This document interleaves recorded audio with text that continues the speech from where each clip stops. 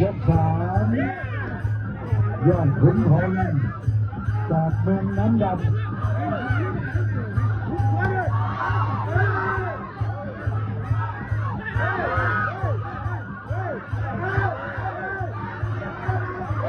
ดูคู่นี้ก่อนนะครับ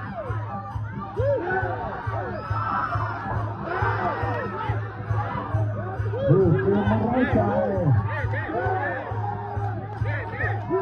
ยังไงวงในเป็นเจ้าขุนพลวงนอกเป็นของขาวจะหลงเหลี่ยมจะหลงเลยลูกนี้นี่ไม่ผิดกติกาเตะหางด้านซ้ายยอดขุนพลขวาอย่ายุบนะยอดขุนพลเข่าซ้ายแก้เท่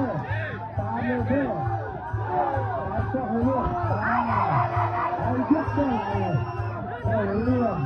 แข้งซ้ายของหางยอดขุนพลทนได้ไหมกับแข้งซ้ายของหาง29 ปีโอ้โหยอดขุนพลหางตีซ้ายยอดขุนพลเช็คขวาหางตีซ้ายเข่าซ้ายเบี่ยงตัวยอดขุนพลโอ้โหเล่นอยู่หัวใจจะครับโอ้โหเบี่ยงราคาแรงตัดซ้ายของหางเข่าซ้ายยอดขุนพลจับกระโดดจับของหางโดยเป็นกรรมการนับเลย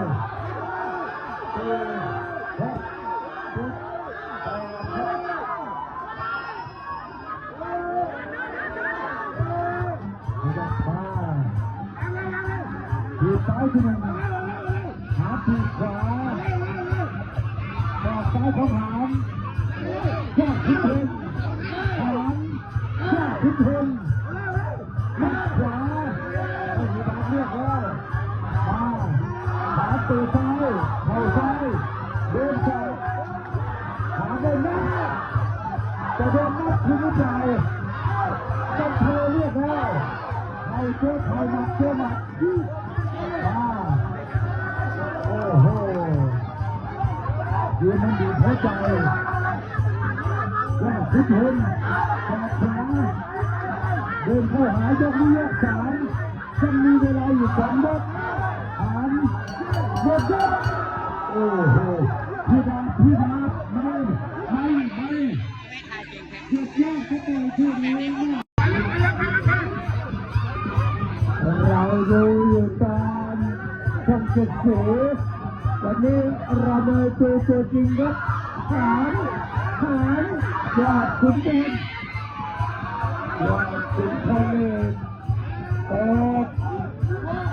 ปันทีใบสุดท้ายแล้วหางบางแข้งขวายอดขุนพลเต็มแต่ละจิ้มหมัดเอาไปใส่ขึ้นไปดูได้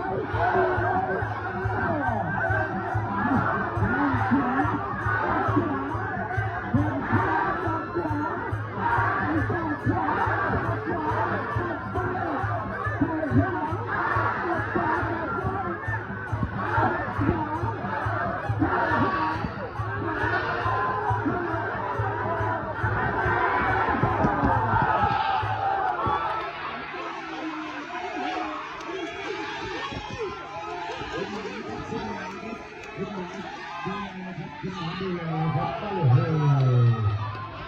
รองเท้ลูกรองเท้าแตะรองเท้าแตะต้องถอดครับโอ้